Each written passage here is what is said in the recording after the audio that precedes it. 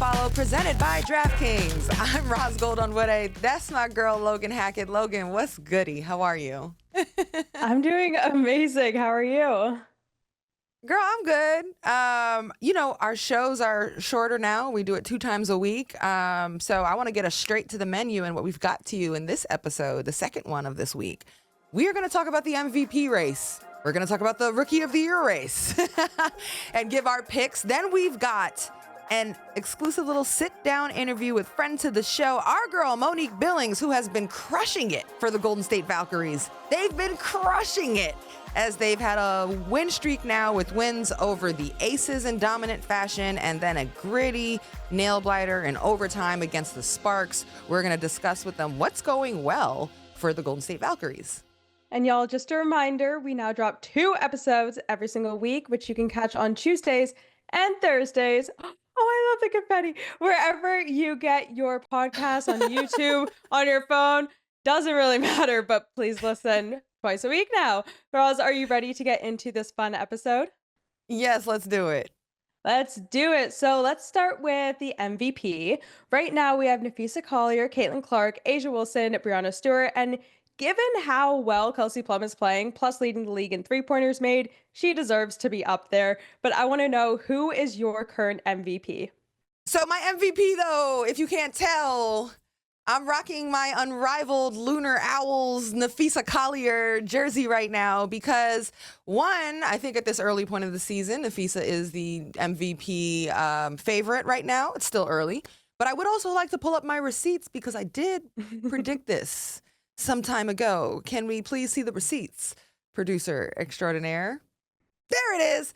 On January 18th, 2025, so at the very tip of the new year during Unrivaled Play, I was watching Napheesa Collier, and she was so dominant on both ends of the court, so highly skilled that I literally could not contain myself. I took myself to the Twitterverse, and I had to tell the people, I'm convinced we're in the Phee era. And that had nothing to do with slighting other players who are talented. But I was attacked. I was beaten up for my thoughts on literally watching Napheesa Collier's footwork and just range from everywhere. All 3 ranges, she could do something. Her reads, her movement without the ball, her defense, her blocks, her toughness, her physicality, her dominance. And I was like, whoa, because she's already that. Like, she's already a star.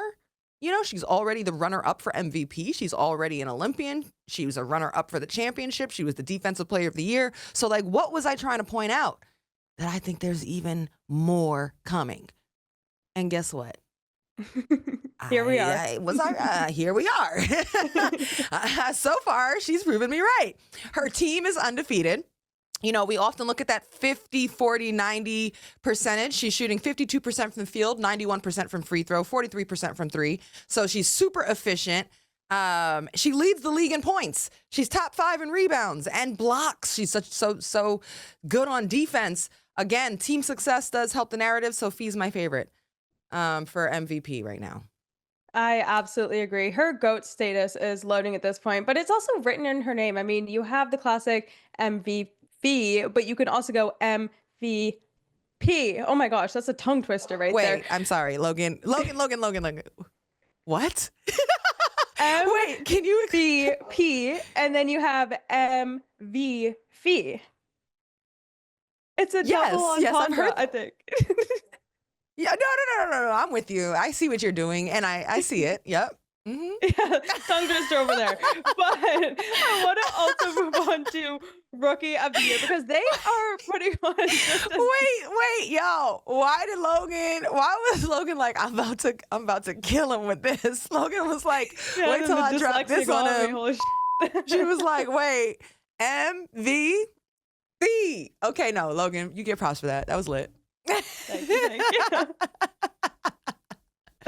Let's move on to Rookie of the Year. Right now, the front runners are Kiki Irfin, Paige Beckers, and Sonia Citron, all having a great season so far. Kiki is close to averaging a double-double, which only 3 true rookies in the league have done: Tina Charles, Cheryl Ford, and Angel Reese. And then Sonia, on the other hand, is averaging 14 points while shooting nearly 49% overall and just over 40 from 3-point range. Then you have Paige Beckers, who might make a push for the award once she's back in the lineup. But before going out, she was nearly at 15 points and 7 assists, which only Caitlin Clark and Skylar Diggins average more than 10 points and 6 assists as rookies. So with all that, who is your current rookie of the year? You know what's crazy?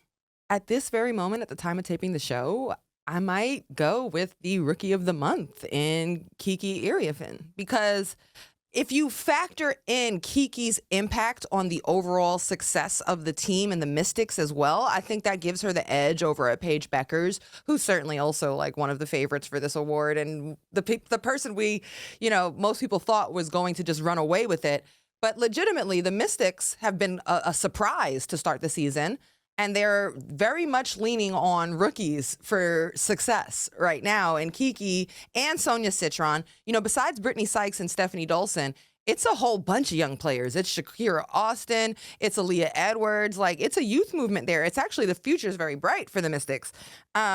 But to average a double-double as a rookie, like, we were having this discussion about Angel Reese last season, but the efficiency wasn't there. And now you have Kiki, who's doing a double-double, but shooting 52% from the field. And her motor's crazy because 3 of those rebounds a game are offensive. Like, she is just attacking the glass. And if we want to talk about efficiency, maybe one of her top contenders for Rookie of the Year, or competition, if you will, is Sonia Citron, who's shooting, like, her efficiency is crazy, especially for a guard. But just to come back to Paige's overall body of work here, I think some of the Rookie of the Year momentum and narrative shifted a little because she's missed some time with the injury and then an illness. She had the concussion protocol. But before that, I mean, it's very hard from the guard position to have that kind of production of points and assists and keep the turnovers low. And it's even harder on a struggling team. Like, Dallas is really struggling. Arike, even just to call out one name, is having a career low season. And that's hard on a rookie point guard. So props to Paige Beckers for figuring that out. Also, shout out to Sanaya Rivers, also on a struggling team in the Connecticut Sun, but she's being leaned on and has had some nice moments. And maybe a less traditional rookie, Janelle Salon for the Golden State Valkyries. She's a little bit older, but still a rookie.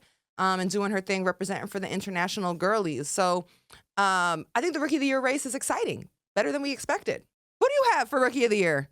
I'm agreeing with you on Kiki. Absolutely. And I think it's even better when you don't fully expect someone to come in and do as much as she's doing. I wouldn't say it was a shock because we all knew what Kiki was capable of, but the impact that she's made on this roster and being one of the leading scorers and doing everything that she's doing is like, damn, Kiki, like, Kiki, do you love me? I find myself singing that song. You are on fire today. Like, I don't even know who you are right now, but Kiki Phee, does that work? Kiki P. No. Rookie of the Year. Anyway, Kiki Y. We'll workshop it. Okay, so we got Kiki. I have a quick question for you. At one of our first episodes, I think it was right before the draft, we were talking about how stacked the 2024 rookie class was. But if at this moment in the season you had to take either the 2024 rookie class or the 2025 rookie class, which one would you go with? Girl, still 2024. Yeah. I mean, that was a generational, like, scape of women's basketball changing draft class in the class of 2024. I mean, you might even just take Caitlin Clark alone versus the 2025 class. Although I do think Paige Beckers is going to develop into a very nice point guard in this league. Her passing ability and vision has been really impressive. But, for that 2024 class, you're not just talking about production on the court, which they did. You're talking about just changing the way, like, people look at women's basketball, cover it, the attention, obviously the Angel Reeses, but the Cameron Brinks, Rakia Jackson, Camila Cardoso, like, they've all, I don't know, their year 2 is a little spicy, actually. This is a bigger discussion. Their second season is a little bit interesting because there's been injuries and maybe a bit of a sophomore slump. Who knows? Well, y'all, Let's we'll discuss leave you that. on that question. Yeah, leave your answer in the comments. We would love to hear. But y'all, coming up, Ros gets a Valkyries update from Valkyries Forward and our very own friend of the show, Monique Billings. We'll be right back.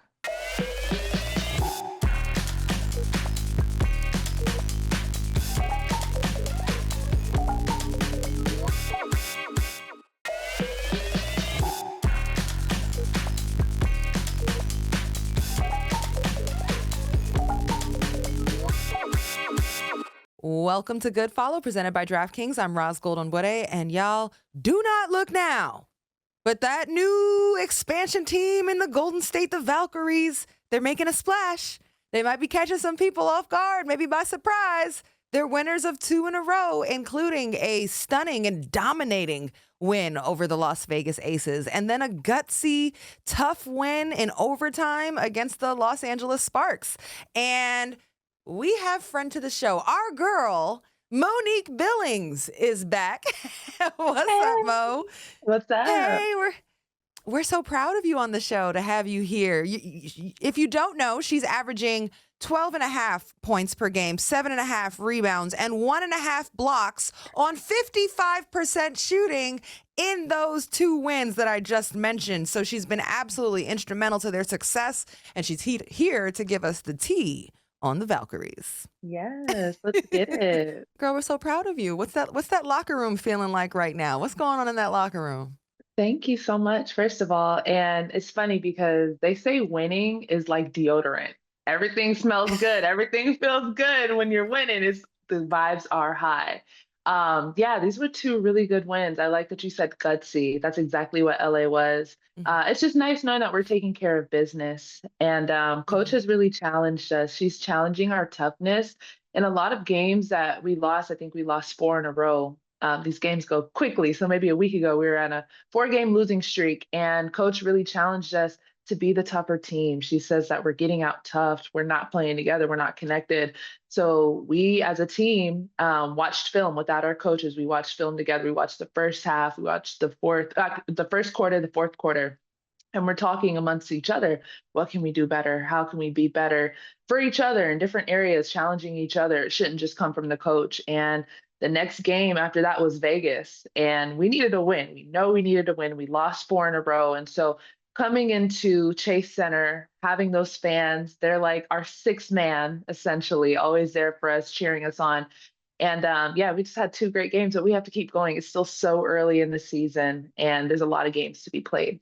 Yeah, I mean, you guys really willed it to happen, and you came together to do that. Who are the voices that kind of speak and lead the way in the locker room for this team? It's a lot of vets. Yeah, that's a really great question. I think it's different people in different times. KT has a voice, especially on the court. She's so aggressive and passionate, so she leads in that way. Tiffany Hayes, our longest tenured WNBA vet, she leads in so many ways too. And she's kind of a quiet, soft-spoken type of player, but she has been stepping up using her voice as well. Temi Fagbenle, another player who's been in the league, has a lot of overseas experience as well. She's like a very grounding presence for us. And then I'll even add myself, kind of just getting in where I fit in and adding in whatever way that I can amongst those vets as well. But yeah, we have some really, really great leadership, and then great rookies as well. Like, it's awesome having great vets, but it's even better when you have great rookies who are willing to learn, who are sponges, and yeah, just willing to be the best that they can and grow. Yeah, 2 of your rookies in particular have been making a big splash. Carla Late, Janelle Salon. It's a very international locker room in general, but like, is language a barrier? Like, how is communication, and is that locker room just like all sorts of languages being spoken? It's all sorts of languages. We're all making fun of each other all the time with accents and how people say things. So we keep it light. It's a lot of fun. But no, I would say language for me hasn't been a factor that I've seen as like a distraction or anything on the court. I think we figure it out. Like, we've all played at such high levels, especially overseas. All of us have overseas experience. And so it's like, you know how to figure it out. At the end of the day, hoop is hoop. And so when you need to get a bucket, when you need to get a stop, sometimes you just got to give a look. Like, no words need to be spoken. It's a look. You're a baller, Roz. You know how it is. Yeah. Yeah. It's a universal language on that one. It's a universal language. What's Coach Nakase getting right now for this team? Oh my goodness. I can imagine just the pressure of trying to figure out what combos work on the court, who plays the best together.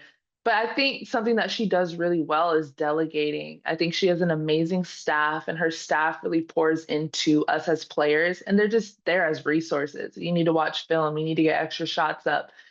She has people around her, and I think that's what truly makes a great team when you have so many people around you, specifically in like supporting staff and the coaching staff, people around you who see the vision, who have also bought in.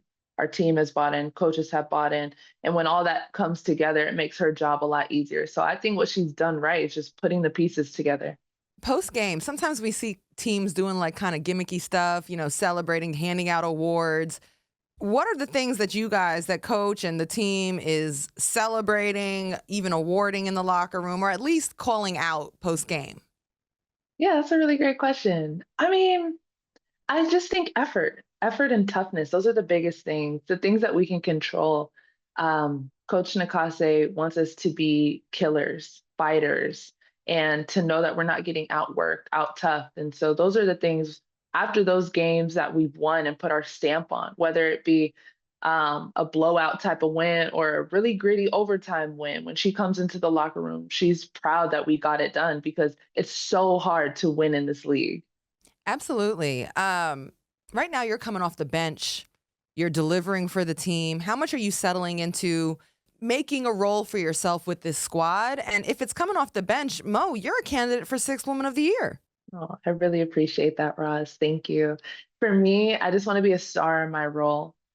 Coming into the season, I didn't know what that would look like. And so being a few games in, seeing that I just have to get in where I fit in and bring that energy, bring that spark. That's what has kept me in this league for so long. That's my bread and butter. And so being able to do that, but also continuing to just get more confident, feel free on the court, having those experiences, being able to play with great players around me, and just building our chemistry has helped me a lot. And so I don't even want to focus on coming off the bench or starting or whatever. Those I feel like have been distractions for me in the past. And so, like I said, I just want to get in where I fit in and contribute. Mhm. How much did you just desire a place, a team to call home? A lot. I had a home in Atlanta for 6 seasons, and last year was my first season where I didn't necessarily have a specific home. I was figuring it out with a couple different teams, and so it's nice to be here, being welcomed in this environment. I love the Bay Mhm. Area. You've lived here before, so you know it's a vibe. You know Absolutely. it's great. The fans, the atmosphere. It's just such a blessing to be here. Yeah, you keep mentioning the fans. Can you describe what it's like at Chase Center and just how much of an impact they're having? It's multiple sellouts. They're doing the wave. They don't necessarily know even what the team was gonna be, but they all said we're putting the money in, we're gonna pull up. And just overall the quality of life playing in Golden State. Can you just speak to all of the ambiance of it? The ambiance, they said we gonna pull up. They pulled up. I love playing at Chase Center. Such an electric environment. The fans, we've been down in games and the fans are still cheering, still in it with us. We could feel that energy when we're up in games. They're with us. And I have to credit the organization. They do a really, really great job with just like in game, in arena, fan engagement, all of those things. It looks fun. Like I have to be locked in on what coach is drawing up and the plays and all of that. But I'm like looking around. I'm like, ooh, this celebrity's here. Ooh, this looks like it's fun. Like those are the things that I'm kind of like side eyeing and looking at. And then even just from an organization standpoint, the way that they treat us, it's top notch, which it's how it should be. We're professional athletes, but I don't take that for granted because that has not been something that's always been present in the league. So just all around, it's so far been a really great experience. Still early in the season, but I would love to have many more years here if it be God's will. Yes. What's some of maybe your favorite part of the state of the art new locker rooms that they have for you guys? I know it's pretty amazing. Is there anything you point out and you're Yeah. like, okay, that's impressive.